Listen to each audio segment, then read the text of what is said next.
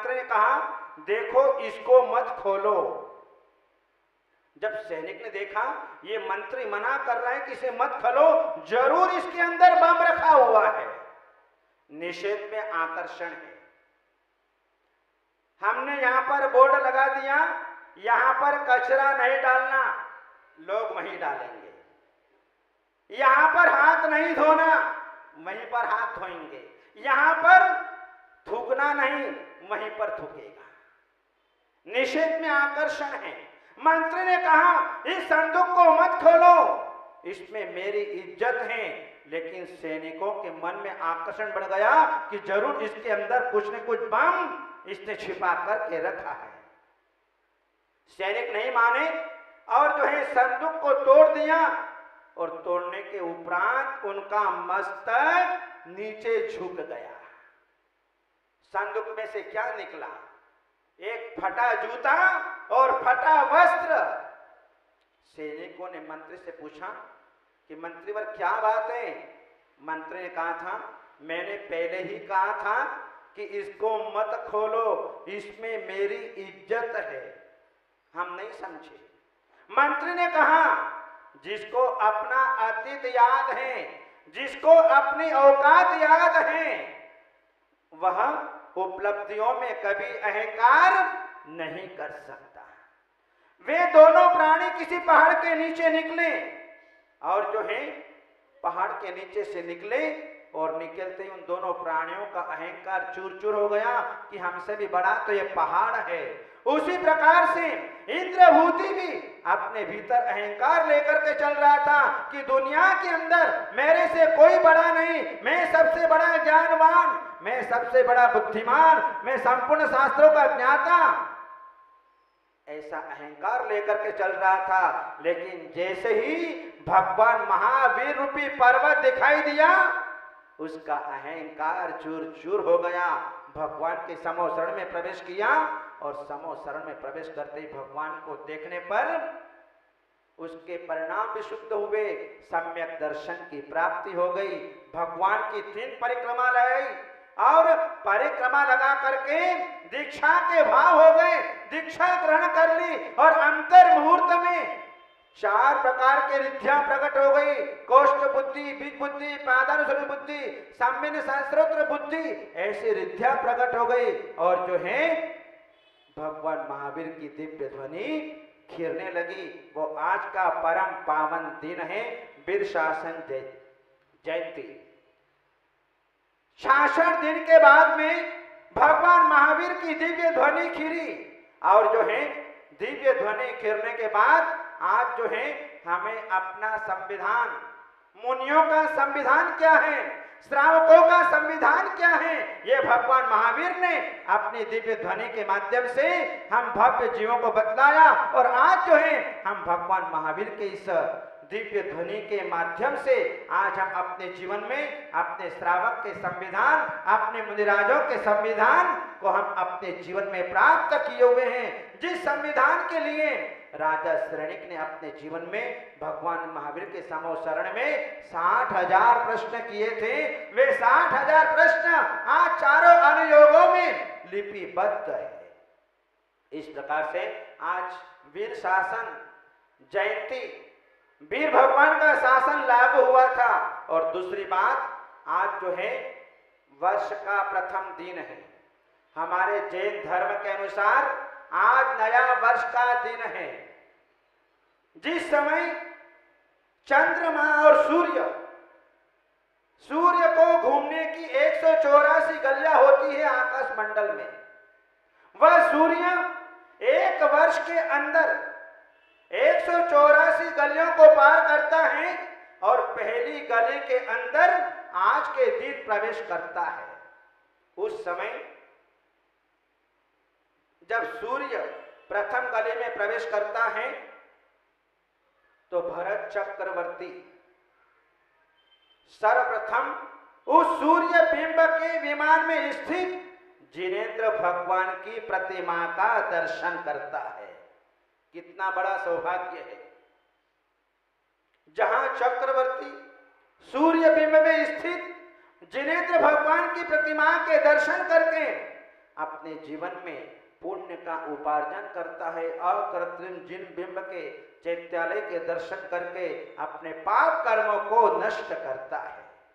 महानुभाव, हमारा भी परम सौभाग्य हुआ कि आज के दिन हमने जो है वीर शासन जयंती के दिन इस साल में प्रथम दिन हमें जो है भगवान पार्श्वनाथ के दर्शन करने का सौभाग्य हो गया।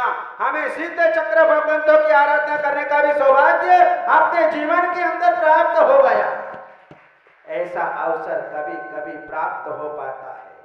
महानुभाव, जहां सिद्ध चक्र भगवंतों की आराधना चल रही है और सिद्ध चक्र भगवंतों की आराधना से हम अपने पाप कर्मों को नष्ट कर रहे हैं। आप देख रहे हैं इंसान के जीवन में पाप कर्म का उदय कब आता है पता नहीं चलता है।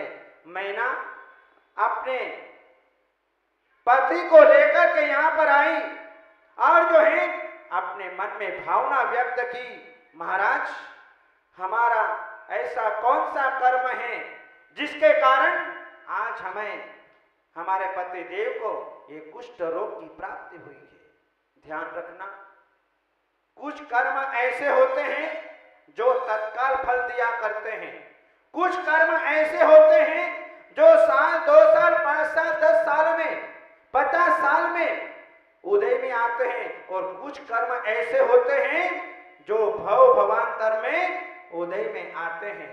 हे मैना, आज जो है श्रीपाल को अपने साथियों से जो कुष्ठ रोग हुआ है ये उनके अपने पूर्व जन्म में किए हुए कर्मों का फल है। और जो है श्रीपाल ने अपने 700 साथियों के साथ में मन से, वचन से, काय से कर्मों का बंध किया था। मुनिराज को कुष्ठी कहकर के पुकारा था, मुनिराज को कुष्ठी कहकर के पुकारा था, और जो है मुनिराज को उठा करके तालाब के अंदर फेंक दिया था। मुनिराज को भांड शब्द कहकर के पुकारा था, जिसके कारण राज दरबार के अंदर वह भांड का पुत्र कहाँ गया। इस प्रकार से मन वचन काय के द्वारा श्रीपाल ने अपने पूर्व जीवन में ऐसा पाप कर्म किया था। वो पाप कर्म आज वर्तमान श्रीपाल की पर्याय में उदय में आया।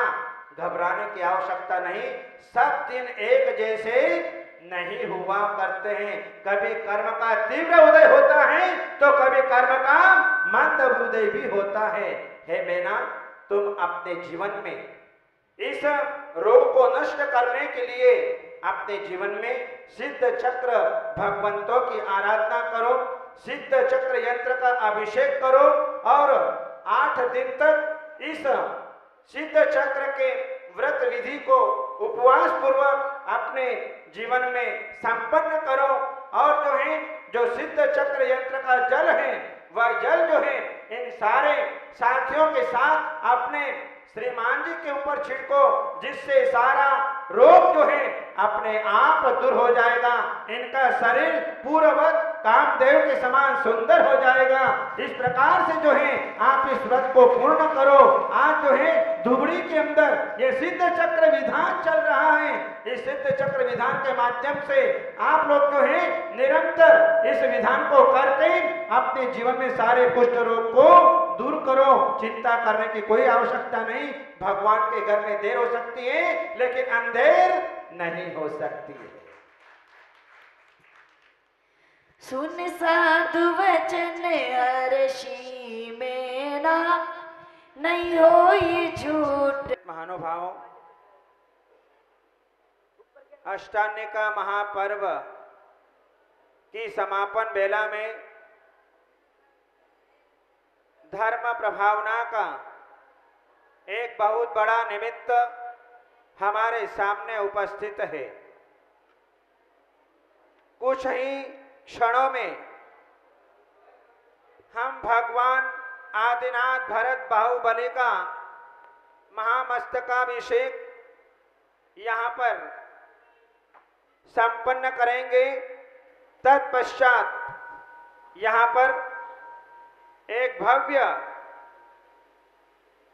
प्रभावना का कारण श्री जी की शोभा यात्रा रथावर्तन नगर में परिभ्रमण होकर के अभूतपूर्व धर्म प्रभावना का कारण बनेगा।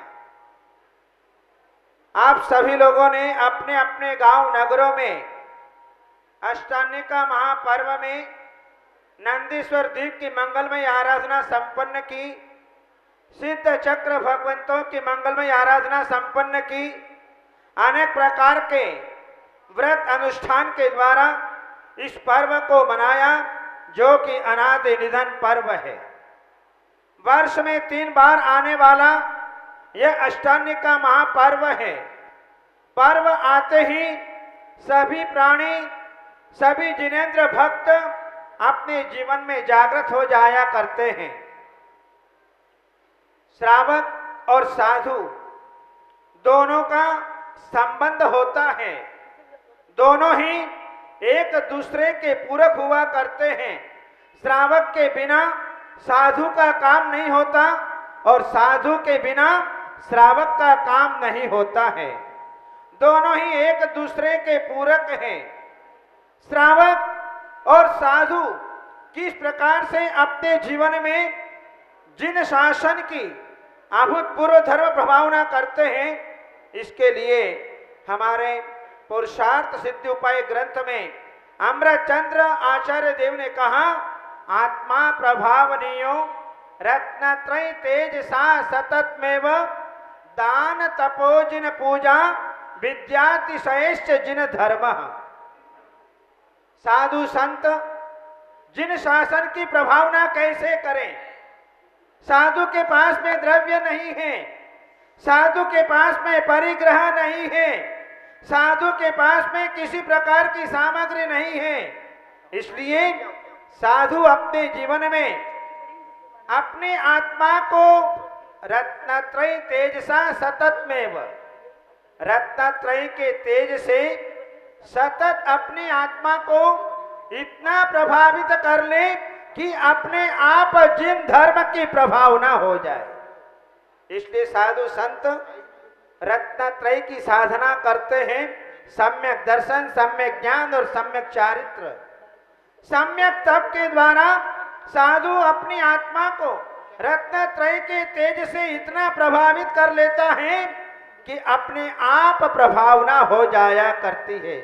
इसलिए साधु संतों को देख करके सामने वाला व्यक्ति आश्चर्यचकित हो जाता है। इस पंचम काल के अंदर, इस वर्तमान हीन सौनन में भी आज जो है साधु संत एक टाइम भूखे कैसे रह सकते हैं? साधु नग्न होकर के कैसे विचरण कर सकता है? साधु कैसलोच कैसे कर लेता है? साधु खड़े खड़े अपने पानी पात्र में आहार कैसे कर लेता है?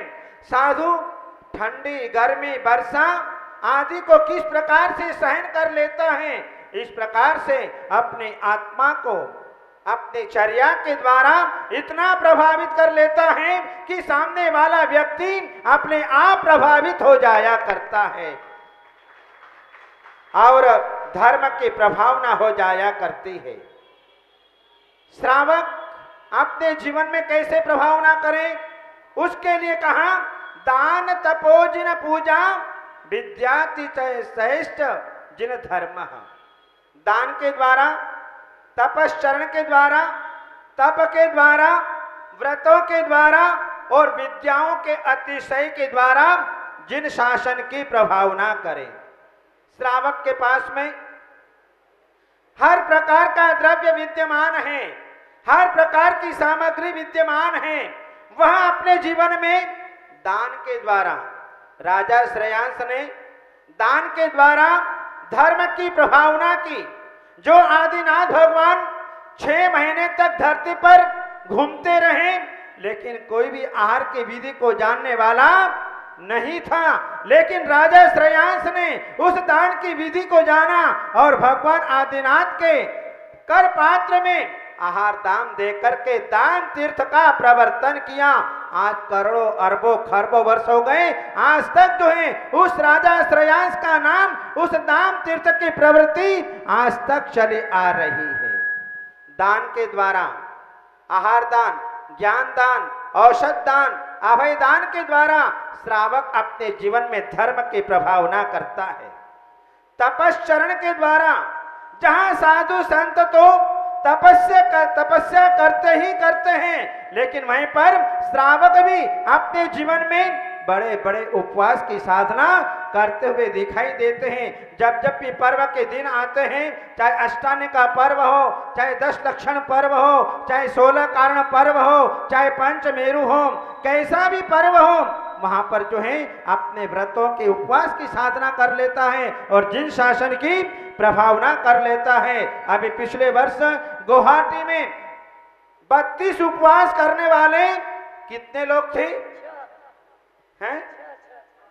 7 लोग थे 32 उपवास की साधना करने वाले, और 10 लक्षण की आराधना करने वाले 119। कितने लोग थे? 16 हैं? 16 उपवास की साधना करने वाले 16, 32 उपवास की साधना करने वाले 7 और 10 लक्षण की आराधना करने वाले 119 जने थे। इस प्रकार से जिन शासन की प्रभावना होती है, हर गांव में धर्म की प्रभावना बनती है। यहाँ पर भी जो है बहुत प्रभावना चल रही है। धुबड़ी के अंदर भले 25 परिवार की समाज है, लेकिन आज इतनी प्रभावना जो है धुबड़ी के अंदर दिखाई दे रही है। ये सब भगवान पार्श्वनाथ का अतिशय है। जहां इस धुबड़ी में हमारे यहाँ 2 महाराजों ने बड़े बड़े व्रत कर लिए। 1 महीने के व्रत, मूरज बंद विधि व्रत हर्षेंद्र सागर जी ने किया, जिसका पारणा अभी 13 के दिन हुआ। और मुनि महोत्सव सागर महाराज का व्रत अभी चल रहा है, वो व्रत 3 महीने तक चलेगा। सर्वतोभद्र नाम का व्रत, जिसमें 2 उपवास, 3 उपवास, 4 उपवास, 5 उपवास, फिर 5 4 3 2, फिर वापिस 2 3 4 5, फिर 5 4 3 2, ऐसे करते करते 75 उपवास और 25 पारनाएं होगी। इतना बड़ा व्रत धुबड़ी के अंदर चल रहा है। ये ऐसे ही साधु संत तपश्चरण के द्वारा अपने जीवन में प्रभावना करते हैं।